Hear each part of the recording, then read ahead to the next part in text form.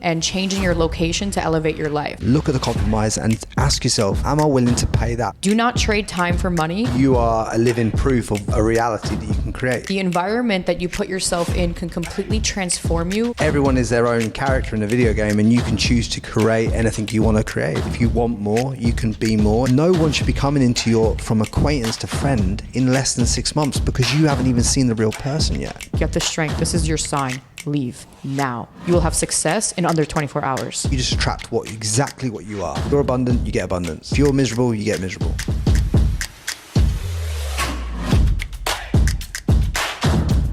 This is your onset bird. It is my onset bird. Well, if you know the story of Greek mythology, don't you? I don't know the story of Greek mythology. Oh my gosh, my name is Athena. So the goddess Athena, back in the day, she had her helmet, shield, and spear. And to symbolize her wisdom, which is what she was known for, she had the owl, known as Minerva. That was her other name, her mythology name. So that's why I like the owl. And you're so funny. I didn't realize how funny you are through your podcast. Like you have a good personality. In person, you're so full of energy and so fun. I think it's important when you come into a room where there's like 3 or 4 women getting ready and they're stressed and they're going through the motions, they're doing the makeup and everything's going on. It's all wild. I think it's just, you got to have a little bit of sense of humor in there and you throw it in. Frankie, I hear an accent. You do you? I do. Yeah. And a lot of the makeup artists and as you can other tell, women born in New York. Born in New York. They're like, ooh, he has an accent. I'm like, yes, he's from the UK. Yeah? Give me your best UK accent. Ooh, I just did. That was it. I'm working on it. Yeah. I will get better.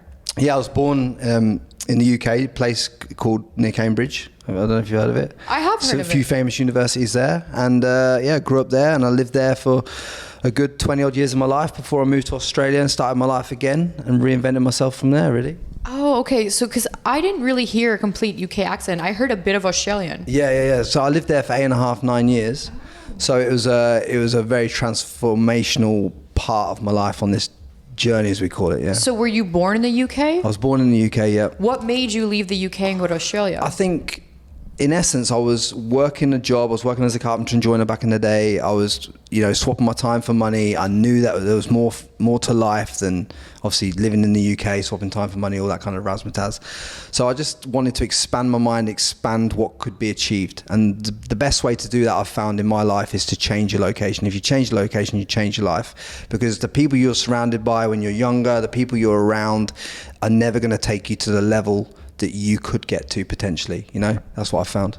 I love those two things that you just mentioned because that is exactly what I stand for. Do not trade time for money and changing your location to elevate your life. The environment that you put yourself in can completely transform you night and day. You can be poverty in one country. You can have no ambition and be miserable. But as soon as you change your location to a place that makes you happy, even if it's not expensive, you can completely transform your life. And I'll give you a perfect example. In New York, a lot of hard things has happened to me where I'm born and raised, and it was very traumatic. One after the other, more traumatic events. And I was playing the victim role, and I kept saying, why me? Why me? And then more bad things kept happening. Long story short, I decided to leave New York, come here to LA. I ended up staying in a very tiny place, 200 square feet. It was like a box. Imagine I had my kitchen, my bathroom, and my space in the same area, and my workspace, and my bed. So tiny. Cheapest place I can find here in LA for $12.75. In anywhere else, it'll be way more bigger living space. But I was so happy in that little space. Blissfully happy. No view, no room, no storage, no nothing. But I was happy because of the environment that I was in. I was surrounded by people in LA who truly understood me, didn't care where I came from, didn't judge me. And it just goes to show you how you can completely elevate your life, because that was just a year ago that I was living there. A year later, I'm living in this beautiful penthouse style luxury apartment. Yeah, because essentially you are a living proof of a reality that you can create. everyone is their own character in a video game, and you can choose to curate and create anything you want to create. And this is an example of that. You know, if you want more, you can be more. It's just whether you want to make the conscious choice in your life on whether you want to elevate to the level that you can be. And the way that you can obviously do that is the fastest way you can see where you are and see where you want to move to is to get a journal out and write down who you want to be on this side of the paper, and write down who you actually truly are on this side of the paper right now. And you can see from looking at, if you're radically honest, you can see from one side of this piece of paper to the other, you can see the gap that needs to be bridged in order for you to elevate all areas of your life. Once you see that gap, you can put in place things that can take you towards closing the gap towards your desired reality. Where people get it wrong is they think that this comes in 1 or 2 steps, but you'll find that life is, you know, first you might have to walk this amount of steps, then you might have to run for a little bit, might break into a jog, then you might have to sprint, then you might have to stop because you come across a hurdle and something has to be adjusted, then you move again. And that's what life is. It's a series of events that you know, it's not a straight line trajectory. It's up, down, sideways, a little bit of a stop, a little bit of a rest, recuperation, go again. You know, and that's how I found my life to be, and how I've kind of manifested my own reality. I think that's something very helpful for our viewers to know. And I look at life as a ladder of success, and you're slowly climbing that ladder to reach the top. And I also look at it as a video game, that you have to beat each level of the game in order to achieve the next level of success. You have to go through all these hardships and understand those hardships, and then level up to the next level. Okay, you're now playing the game of life. Next level, you won, and everything is a test. So when something is so hard, are you going to choose to crawl in a hole and cry and not get out of your hole? Or are you going to push through it and beat that level? And then when you show the universe, show the world that you have mastered that level, then you are ready to elevate to the next level of success. So for anyone who was watching, I want to point out that Frankie said something that I've never heard before that I really like, that I think you should do. You said to write down on the left side of your paper who you are right now, and then on the right side, write down who you want to be. And I want to focus on that for a second, because some of you don't know the how. And I want to point out that that's okay not to know the how, because the how kind of just transforms by itself. As long as you know your end goal and what you want and who you are now, you put it out there in the universe. And you should write down every day who you want to be, but you write down in I am statements. You don't say, I will do this, or I hope this happens. You say, I am a millionaire. I am a great success. I am worthy of all that I desire. I am living in a luxurious mansion with the person of my dreams who loves me unconditionally. And when you talk in those I am statements, your body embodies it, and your body will naturally transition into your future self naturally. So you don't have to know the how, you just have to know your end goal. Well, when it comes to, I think we should take it a step back, because obviously manifestation to a lot of people can sound a bit woo-woo, and it's like, I think with manifestation, it's a word that's been overused so many times, it's lost its context. I think in essence what we're trying to do here is we're trying to future pace the life that we want from ourselves.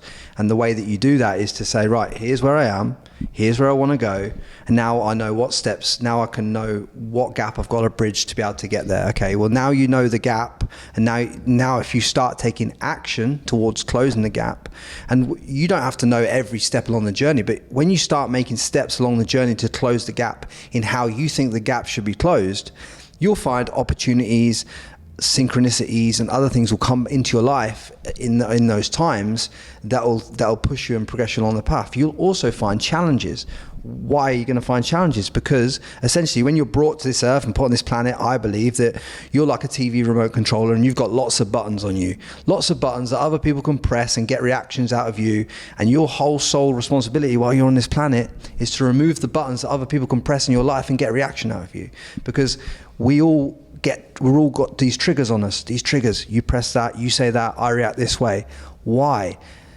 The pauses and the stops along this journey of manifestation, so to speak, they happen to allow you to address your triggers, address all these problems, address these things that you have to address your whole life. You know, people are coming, you can't go from where you are right now to this linear straight line result without first addressing the core wounds that you've probably got, where you've been taught things by your mum that don't support your vision for yourself, where, you know, and you have to ask yourself, okay, where did this story come from? Because we're all walking around with stories that we tell ourselves, but some of us might be telling ourselves that we're not good enough, we're not this, we're not that. If you're listening to this and you're saying to yourself you're not good enough, ask yourself, where did that feeling of me not being good in myself or me not being good enough, where did that first come from? Where did I first experience that feeling? Once you understand where you first experienced it, now you can find peace with it in that reality, and then you can move forward. But that's just removed the button of inadequacy in your life. I think that was something that I often thought about as well, and I didn't realize that until very late in my life, that you need to work on yourself first. You need to find inner peace in order to progress, because if not, everyone's just going to keep pushing those buttons. And when you allow your anger to control you, you won't progress in your life, you won't make money, you will not be successful. And anybody who does achieve anything, they peak. You can't let your anger or your emotions control you. It just will not get you very far. There's so many people who I've seen who they've achieved a good level of success, but they could have went way more if they would have handled themselves differently. And the biggest thing for me is to work on myself every morning and have a quiet time, do my visualizations, do my affirmations, and also just do your meditations and be very quiet and find yourself, listen to your thoughts almost as if there's nothing around you. Like you're completely nothing. And that really helps me transition for my day.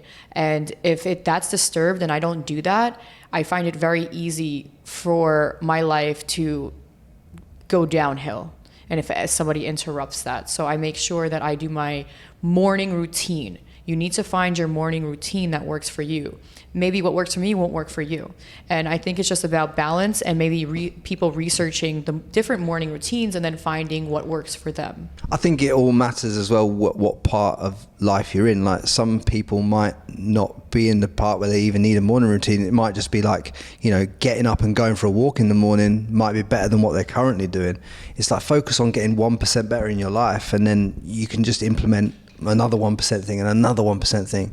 It's like meditation is hard because a lot of people at the point that they think they should get up from the meditation, that they should probably sit down for another 20 minutes beyond that point. It's like you've got to, with meditation, you've got to be able to sit at a point till you lose yourself within your own self and take yourself out of your body, so you can see things from a different perspective. So I think meditation is a great thing. I think breath work as well allows you access to yourself at a higher level. I think, you know, guided mushroom journeys are great for like things like that. You know, even things like you know, medical DMT, things that they do in certain countries as well. You can explore certain parts of yourself. But I think as long as you know where you are right now, once you've found out where you are, you can put in place the modalities that you think will take you 1% further that day. And it doesn't have to be this whole morning routine like everyone's doing at the moment. Everyone's doing a 4-hour morning routine. It doesn't have to be that way. Start with a walk. Start to get your health in track. Okay, start eating right. Maybe now you can introduce 10 minutes of meditation, then maybe up it to 20 minutes. Okay, now you got that. Now you can maybe introduce 10 minutes of breath work. It doesn't have to all be like that day one, you know? I definitely agree. And I think that's a big issue that we all struggle with, is forming good habits. Because for me, I'm very ambitious. And every time I set very large goals, I always fail because I try to run before I walk. And then this is what I talk about in the book that I'm publishing called Fuck It, with a little star. I don't know should I bleep that? Fuck it. Anyway, it's entitled at the bottom, When You Want a Better Life But Don't Know Where to Start here. I talk about how to create small habits, and I say that the smallest habit can be waking up in the morning and just washing your face and taking a shower, because there's some people that are so depressed that can't even get out of bed in the morning. Yeah. So I want to make it very known that a small habit, just getting up, going in the shower, brushing your teeth, that's a goal, that's a win. And you have to start small. You have to add little by little. You have to at least form small habits one at a time. Do not bombard yourself with too much. And I'll start and tell you what I used to do. I used to wake up in New York blasting reggaeton Latino or straight up Greek music, and I would wake up all hyped and like, "Rah!" And I was like very anxious, and it made me very like amped. But it was almost too much energy. And then I'd blast the music in the car, go to work. And then whenever something bad would happen, you know, somebody would cut me off or someone would be mean to me, I'd be very on edge. And I would get very angry. And I would be like, I hate New York. I hate how everyone acts here. But then I learned about morning routines, and I slowly transitioned to waking up with calming, happy music, good vibrations, and doing very quiet inner work. And I don't agree with doing 4 hours for myself. Maybe it works for other people. I think you should limit it. So for me, I limit it to about 5 to sometimes 20 minutes, because I think less is more with anything, you know? You pile on the makeup, you think you look better, you're making yourself look worse. So same thing goes with anything in life. Anything in excess is never good. You have to do things in doses and small chunks, and that's where you'll find true success. So now I wake up very peaceful, and the whole day people are good to me, good things come my way.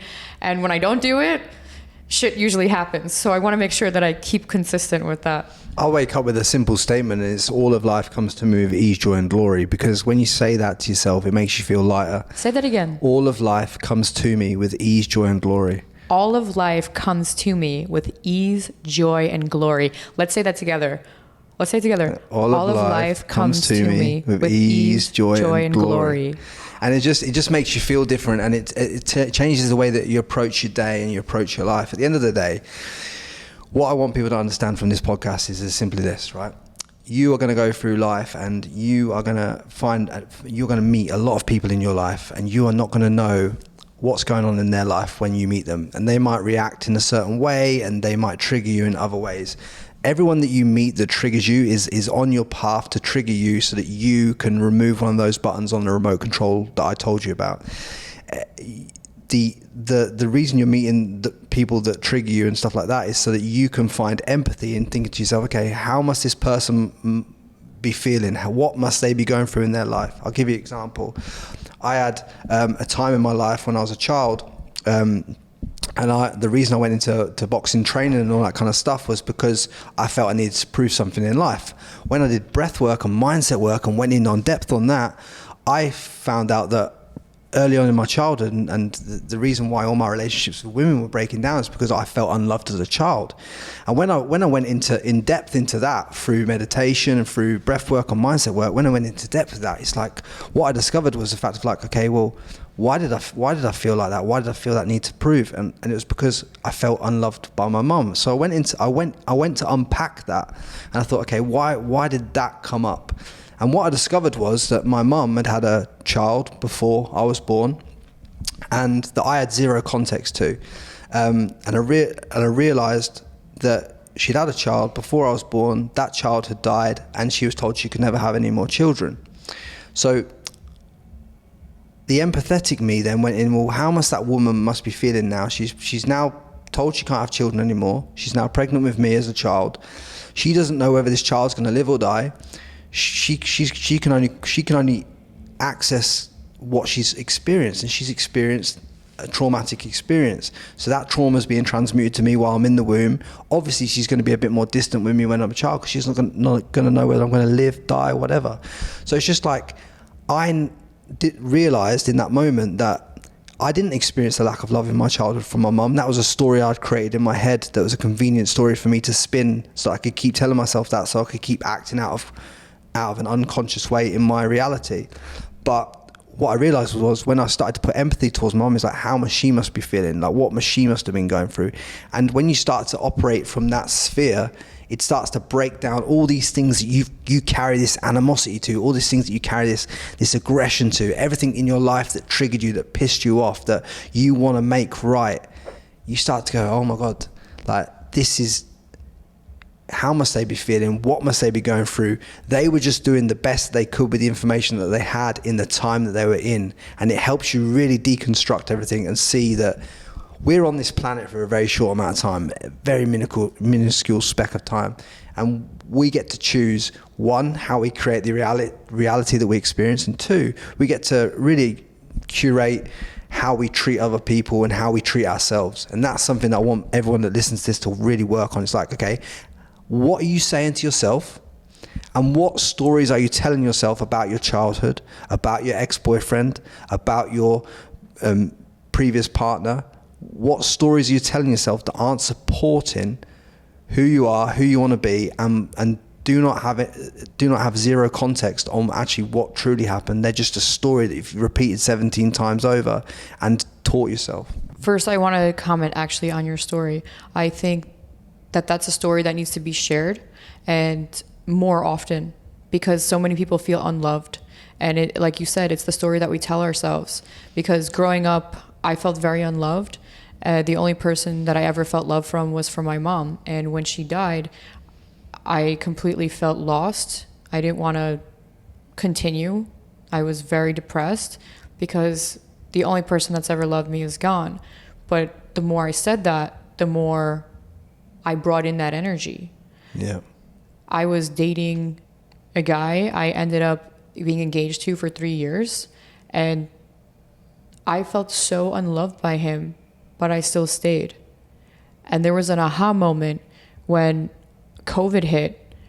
I was with him nonstop 24/7, and it was so difficult being with somebody 24/7. And when I finally went out of the house without him, someone hit on me.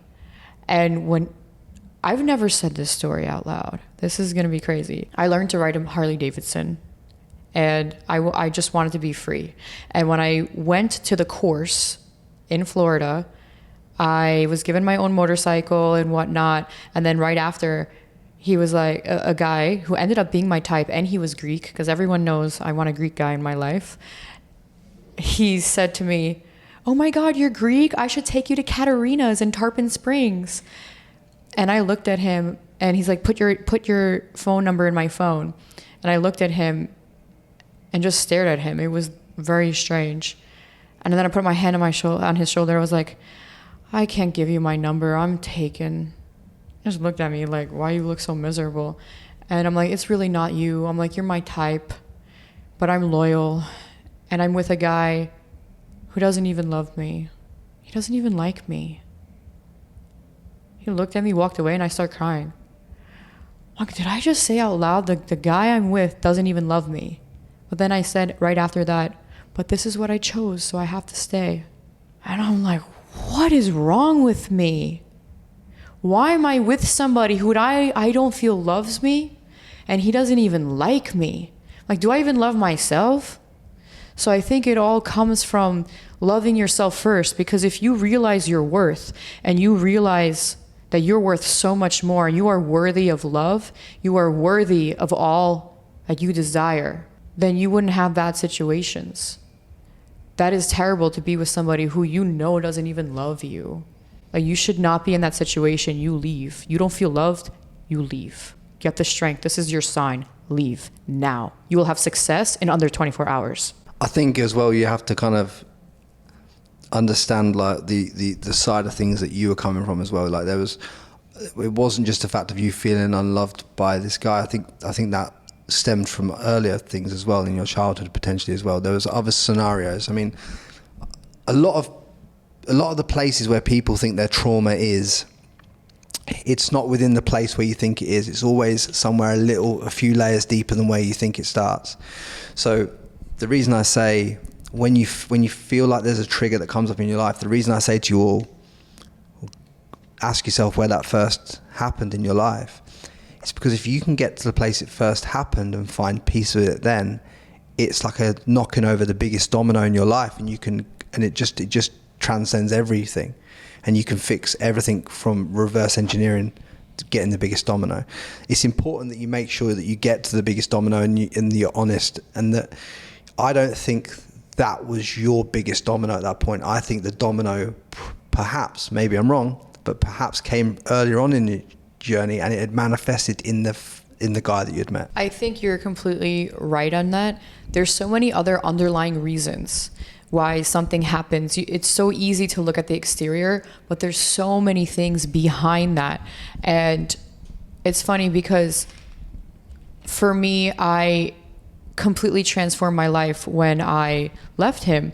And I went from being really sad and miserable while I was with him to 3 days later after breaking up, I got scouted on a Warner Brothers TV show. It's like the whole energy I put out there was different. And staying in an environment where you're unhappy will make you completely destroy your life. And it will destroy others' lives around you as well.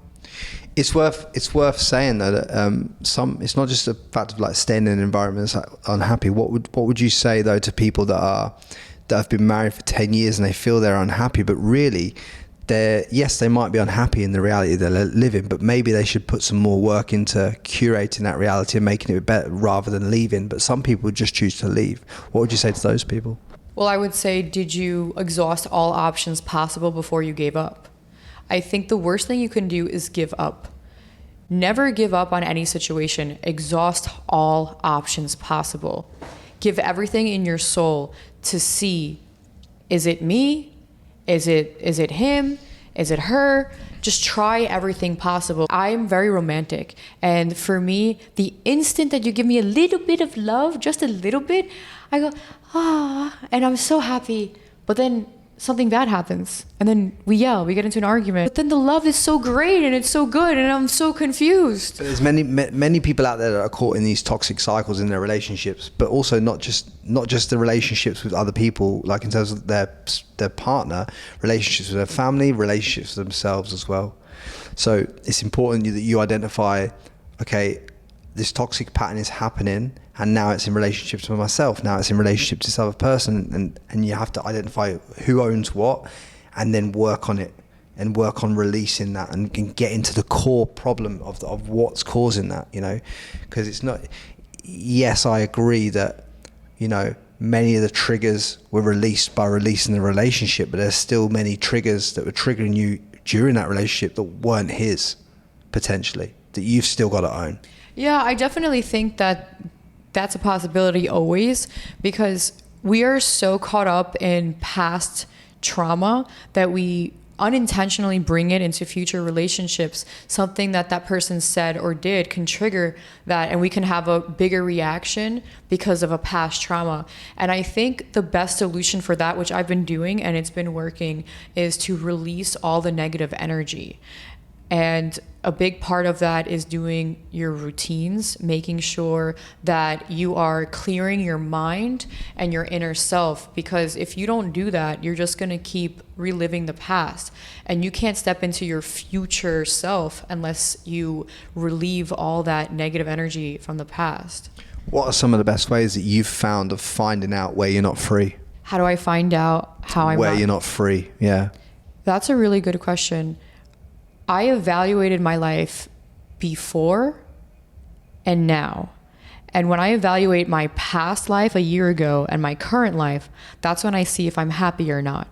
So, for example, I evaluated myself last year when I was single, and I wasn't the happiest because I had so many things going on. I wanted to improve my life. But even when I wasn't the happiest, I was happier than I am now. Yeah. So that's how I realized, I'm like, whoa, I wasn't going through the best time of my life, but I'm way more miserable now. I got to get out. But how are you defining happiness? How do you even define happiness? What is it to you? When you go around, well, my personality is so bubbly. I'm so happy and I'm so like, oh my God. And if Athena energy is not like, oh my God, I love your shoes. Oh, I love your energy. If I'm not acting like that and I'm just like, hi, cool. Yeah, 5th floor, thanks. Okay, thank you. If I'm acting like that and you don't see... You're carrying something. Yes, I'm not happy. And you don't realize that you're not like that until there's moments where you catch yourself and it's just going to happen. But I'm of the mindset now, having traveled the world and lived in multiple countries, that you can't be happy 100% of the time in all scenarios. There's always a cost of doing business, I call it. So there's always, there was a cost to me living in Australia. the cost was this. The cost was I had a beautiful life, was abundant. It's beautiful scenery. It's warm. There's beautiful women everywhere. That's all beautiful. That's great. Fitness, lifestyle, food was great. But the cost is, I don't see my family. I don't see my niece, my nephew. I don't, you know what I mean? I don't know whether to have a relationship there because I don't know how long I'm going to be there for. Am I going to be there for 1 year? I'm going to be there for 8 years. I'm going to be there for life. These are the costs you have to weigh up. You cannot expect to be happy all of the time. So you have to decide the lifestyle you want and the price you're willing to pay for that. The price of living in Hollywood for you, presenting the show that you're presenting right now and doing everything that you want to do, the price may be that you stay single so that you can operate at 90% of your happiness level at the moment. And then as you elevate and you go on in life, you might have different, you might want to have children, you might want to be a mother, you might want to have a boyfriend then, and you might have to move from this vicinity to go and achieve that. You might want to go live somewhere else that's more congruent to that goal and those levels of life. I think but you're never going to be 100% happy in any location or any environment. It's always going to be a compromise, and you got to be willing to look at the compromise and ask yourself, am I willing to pay that 10-20%? And the compromise should never be more than 10 or 20%, but there's always a 10 or 20% compromise, as far as I'm aware, in any location that you live or any environment. Because 80% of the time, everywhere I am, I'm happy, but there's always a compromise. I couldn't agree more. You are always going to compromise because nothing's perfect. You're never going to be 100% happy, and that's okay. But as long as you feel content with your life, and the biggest thing for me is feeling peace. And that's how I know when something is wrong and I need to get out of a relationship, or whether it's platonic or whether it's with a significant other, when you don't feel peace, when you feel this constant strain on your heart. And also when you find yourself keep talking about the same thing to different people. I noticed that with myself. I noticed that with my friends that go around talking about the same issue, the same negative experience. You're being bothered. You shouldn't be talking about negative experiences to people. You shouldn't be talking about this thing. So if you find yourself out there that you're always talking about the same thing over and over and over again, that's a situation that you need to walk away from. That friend is triggering you. I had a situation with a friend recently that I really love. But I just met her within a month, but I got really close with her. But then I also realized that she triggers me. And when I'm triggered, I can't thrive in my work life. So it doesn't matter if it's platonic or a significant other. If you feel that their presence, or even the way they speak, even their energy, sometimes people are very hyped when they talk to you, and then it gives you their energy, like their negative energy can like rub on you. So I think the best way is whenever you feel tense, whenever you feel anxious, that person needs to be removed from your life. And when you remove those roadblocks, that is when your success will come to you. And that end goal will be closer, and you'll be able to reach it once you remove all those roadblocks. I think what you got to be aware of as well is that every person that you meet in life, even like the people behind the scenes that I'm meeting here on the podcast today, and your friends and you that I've met you today, when I leave this room, when I leave this studio that we're in, you are either going to be left better or worse today for meeting me. And I have the power to hopefully leave you feeling better than when I came in.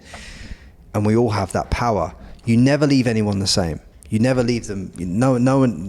Any interaction you have with people, you always leave them feeling better or worse. You don't ever leave anyone in the same position as when you met them the first time. So it's about having a conscious awareness of how you're turning up to the world. If you turn up to the world in the right way, the world will respond back to you in the same tone. If you turn up as fun, bubbly, light, and carefree, the world will turn up to you that way too. If you turn up abundant, it'll turn up to you abundant. If you want to bring trauma into your life, and you think trauma and you think dark energy and this, that and the other, guess what you're going to experience in your reality? The exact same thing. Because the universe manifests, whatever you want to call it, the bigger thing, whatever you want to call it, doesn't matter whether you believe in God, universe, whatever you want to call it. The fact is, you don't get what you think you want. You get who you are. You get who you are back to you. So if you're abundant, you get abundance. If you're miserable, you get miserable. You attract it. Everything's attracted. but you just attract exactly what you are. So if that's true, then if there is people in your life that are triggering you, you have to ask yourself, okay, what am I doing to attract that lesson? Where's that lesson coming from?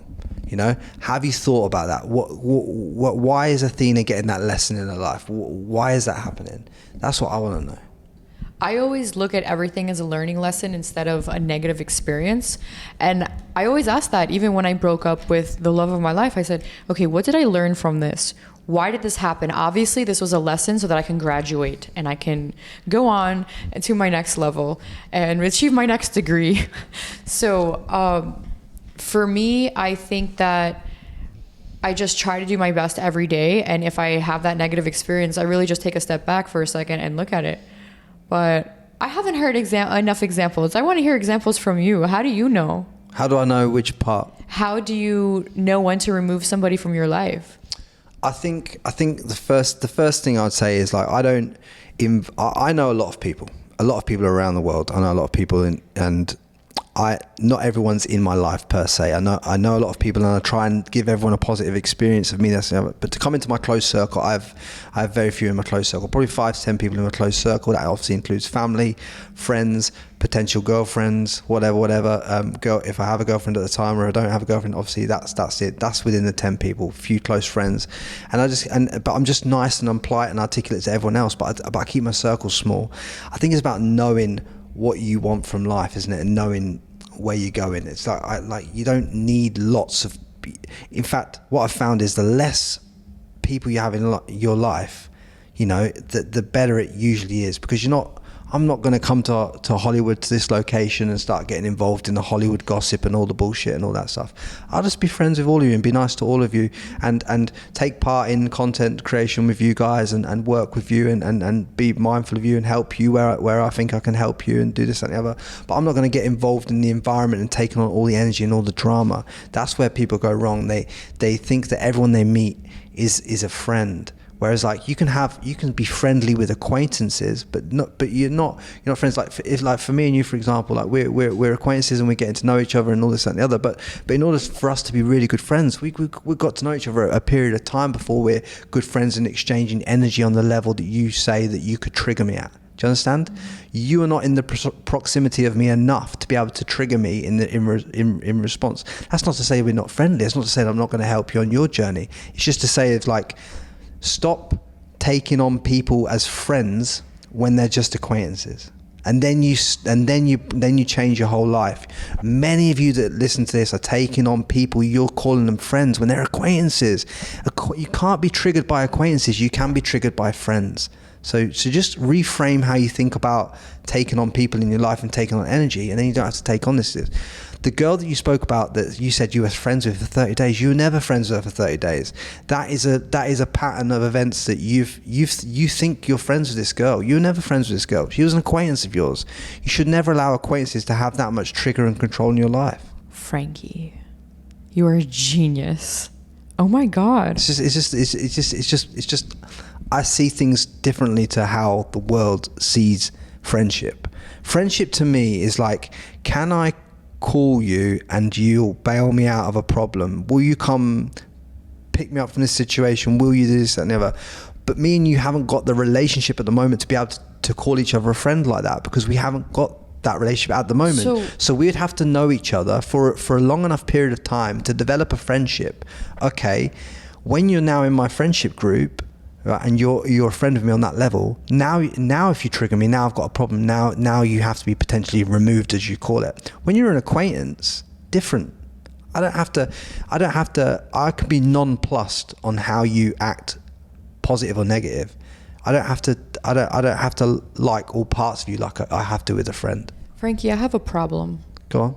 Will you be my therapist for about a minute? Go on. Okay, I'm gonna ask you this question. I automatically will love someone if they're nice to me, and I will just give my whole soul because they were nice, because I'm used to people not being nice to me. I'm like, oh my God, you're so nice, you're my friend. Yeah, but and then they do you know where that comes from? Where? Because you have a deep seated longing to be loved. It's true. And because you want to be loved so much by the world, Everyone you meet, you want them to love you. You just love me, love me, love me, love me. But the world isn't gonna do that. So you need to step back and go, okay, you want to be loved, and all humans want to be loved, but you've took it to such a scale now that everyone that's coming in your life that shows you a little bit of the facade is getting into that close circle and getting past that barrier. And you need to be discerning enough to know that there needs to be a barrier that blocks between you and that, to protect your energy, protect your center, right? Otherwise, in this environment, Hollywood, there's so many people that have this massive facade that they've built that they could keep that up for 90 days, even 6 months. But after that, the cracks start to show, the front-facing environment starts to show, and you start to see the real human. No one should be coming into from acquaintance to friend in less than 6 months, because you haven't even seen the real person yet. I need to learn that, and I'm willing to work on it, because I'm tired of being so giving and so loving, and then I have nothing to show for it after, and I end up picking up all the pieces, and it's just, I gotta stop. Do you know the most freeing thing that you could ever do in your life is I take everything is my fault in my life. Everything.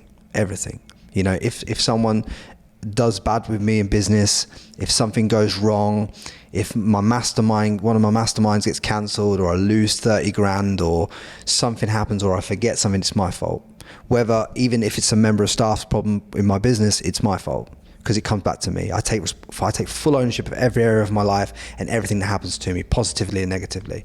Because if I want to take the accolade of the positive, I've got to take the accolade of the negative as well. So once you accept full responsibility that you've invited these people into your life and you've allowed them to disturb your energy or disturb your peace, you've allowed that, and it's your fault. Once you take that in every area of your life, you free yourself. I'm going to tell you a story about what happened this weekend.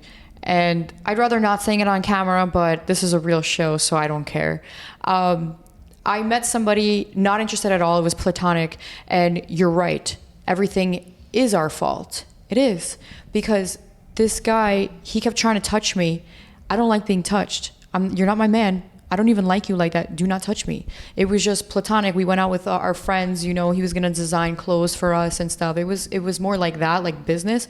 But this guy, he kept touching my arm, he kept touching my leg, and I have to keep, you know, and because it's Hollywood, I don't want to make any bad vibes here with anyone. So I try to just be because in New York, I would have been like really violent with my words, be like, don't touch me like that, don't touch me. But here, I don't want to be like that, because I don't want to step on the wrong toes, and then they ban me from Hollywood. So if they touch my leg or they touch my arm inappropriately and I don't like it, I'm just gonna be like, and I like just brush it off, or I'll back away. But no, it is my fault.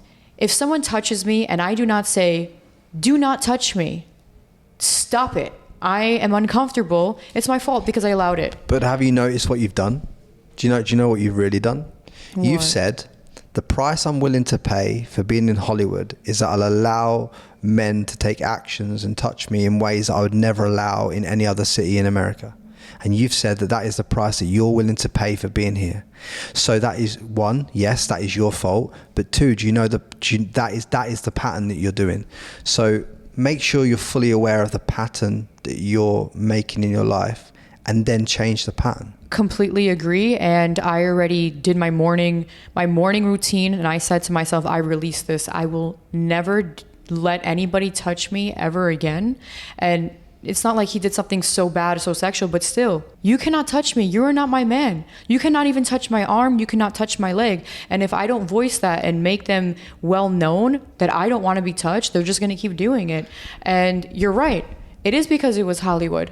And I don't want to make bad waves, but I do not want to be touched unless you're my man. But let me ask you a question. How much are you willing to compromise of yourself just to be in this Hollywood bubble? Nothing. So if that is the honest truth, and you want to compromise nothing to be in Hollywood and to be doing what you're doing, then live in your full authentic light, and don't allow people to do things in your life that you wouldn't allow in any other city in America. Agreed completely. It will never happen again. And I make a vow to myself. I make a vow documented on camera.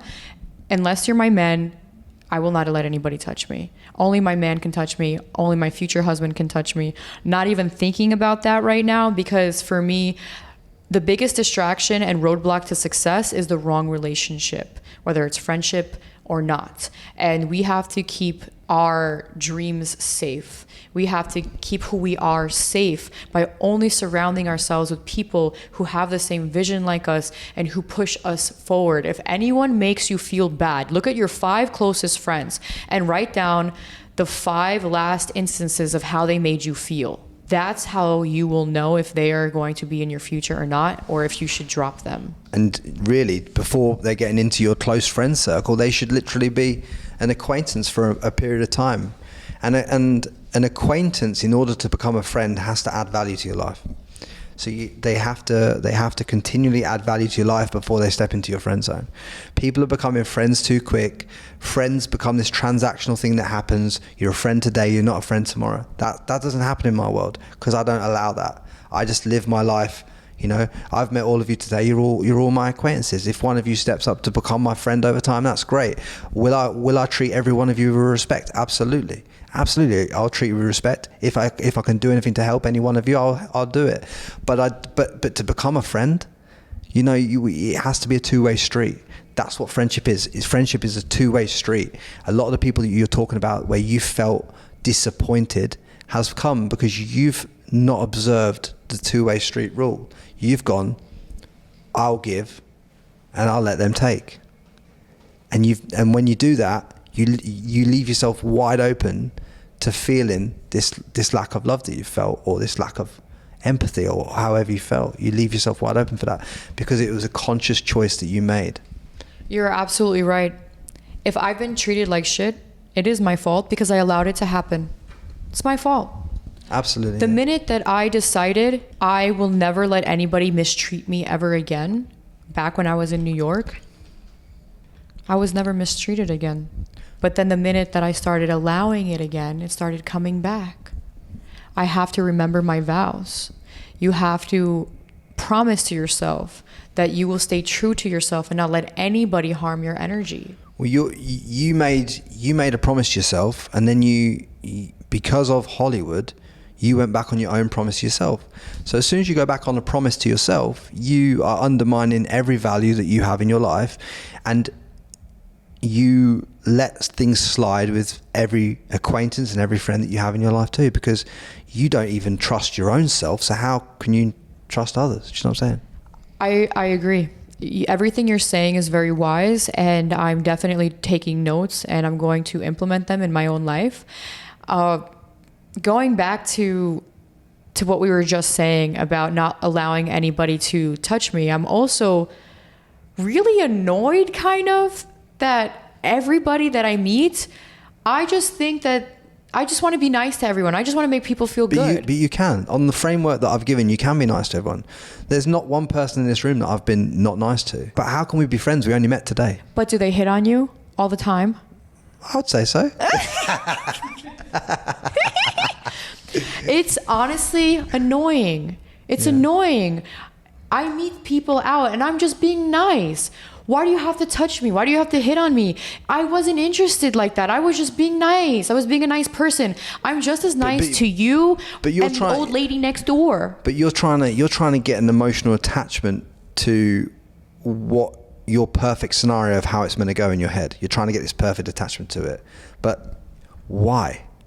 Why do you need a perfect attachment to it? Why does it have to be that way? Why do you have to have? Why does the world have to love Athena? Like really, it's not going to. You're going to get in Hollywood. You're going to get 50% of people that might like you. You're going to get 50% of people that might not like you. That's polarity. We've all got polarity. Some people that watch this podcast might not listen to it because they don't like bald Englishmen. Who cares? Like, I'm not going to take that personally. I don't even know you. Do you know what I'm saying? So like, why are you taking things personally in your life that basically you're taking on energy around a topic that you don't need to take on energy around, because you should just be discerning enough to go, do you know what, I've got 10 friends in life, I know who they are, I can ring them all up, we go for meals, the rest are just acquaintances. So worrying about whether the acquaintance likes you or dislikes you this day or not doesn't matter, because if they want to step up to friendship level, they've got to bring some value to the party, you've also got to bring some value to them. That's how friendships are made. Okay, so Frankie, I just want to point out, I did a very good job of not caring what anyone thinks about me. I I really don't care what anyone thinks about me. It's more so, it's different. I want to be loved by the people that are right in front of me because I love them. And I feel that they're my friend, and that's where more what it stems from. All these online people, these little online trolls, I find it very comical. They'll say all these mean little comments because not everyone's going to like you, and I'm completely fine with that. And that's what I talk about in my book. Fuck it. When you want a better life but know where to start, don't know where to start here. I talk about not giving a fuck what anybody thinks about you because they're not paying your bills. So I don't care what they think of me. Someone doesn't like this show, I don't care. I'm trying to help people. If it helps one person, if it helps you out there, then I'm going to keep doing it. But I really don't care what anyone thinks about me. And the going back to the touching, I don't like being touched, but the only reason why I didn't get more say it more in a rude way, don't touch me, is because I didn't want to stop my opportunities and close my doors in Hollywood because I don't want to offend anyone because everyone's always getting offended. So that is the only reason why I would allow it. But now I don't care. I realize that I make my own success and everything's going to happen because of what I do for my own worth, my own talent, and my own success. I don't need anybody else. My team will find me. They will come to me when they see all the wonderful things that I'm doing. I don't have to worry about Hollywood. I have all these little things that people brainwash me with, that they say, in Hollywood, you have to know somebody and they have to help you. No, I don't agree. You make your own success. I write my own scripts. I write my own novels. I'm going to turn into movies, and it's a work in process. I have my 5 to 10 year goal, and I don't need to bow down to anyone. I don't need to let anybody inappropriately touch me to do anything. Because most of the time, those people who want to touch me, they're liars. They're not even in the industry. They're liars. I think some of the things that you've touched upon are true, and some of them are not true, and I'll explain. So, should anyone touch a woman inappropriately? Absolutely not, on any scale of the imagination. But in terms of you saying that you can get to places on your own, no one can, and I'll explain. Let me explain why. Because when you look at my journey in podcasting and get into like number 3 in Australia, number 5 in the UK, and doing other things that I've done in my journey, just in podcasting or in any area of my life, every area of my life, I've had people help, guide me, mentor me, teach me things, show me things about myself. And it made me realize that no man, no woman is self-made. You can't get to the level in Hollywood where you have a script as a movie without there being people that vibe and help you along the way. Don't allow the touching thing to override you so much that it gives you the ego to think that you can obtain a Hollywood movie out there in the world and it's self-made. It's not. You've got actors that vibe your script and act your scenes out. You've got people that put you on. There's people that are going to put you on right the way through the journey. Let's never let our egos tell us that we can do everything on our own. That is where you harm yourself, because you're telling yourself another false story that isn't true on any stage the imagination. I'll give you an example. The girls that did your makeup, right?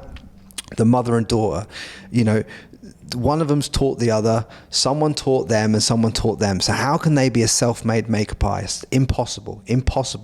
The strategy consultant, how can the strategy consultant be a self-made strategy consultant? They've worked at a company. They've been taught things. They've been taught things by people that have already experienced things. How can you mean to tell me that I've never learned anything off another podcaster on my journey to become the podcaster that I am? This is where we have to really reframe and make sure that what we're saying is our truth. I agree with you on the touching thing, but there's so much feeling around the touching thing that I think it might overcloud the other thing. I think you have to be willing to collaborate in order to get everything that you want, and there's nothing wrong with that. I think I have to work on communicating what's in my mind verbally, because often things that I will say can be misinterpreted, and it makes sense in my mind, but that's something I'm working on. And I definitely agree. What I meant was, I won't do any sexual deeds to get ahead. I'm going to find a way on my own. And when I say my own, obviously it's not going to be completely alone because everybody I have here is my team. So I'm a big believer in a team working together and you collaborating. I just more so meant, okay, I'm not going to let you touch me so I can get ahead. I'm going to find another way. And I understood that, but the problem is when you speak it into the reality that you're speaking it into, it becomes a fact, and it's a self-fulfilling prophecy. Your words carry power, and the words that you speak don't represent your truth. You understand? So I stopped you and I pattern interrupted you because your words weren't representing the truth in your reality. I love that. Do you understand? So many Yes. people speak things, but not many people are speaking their truth.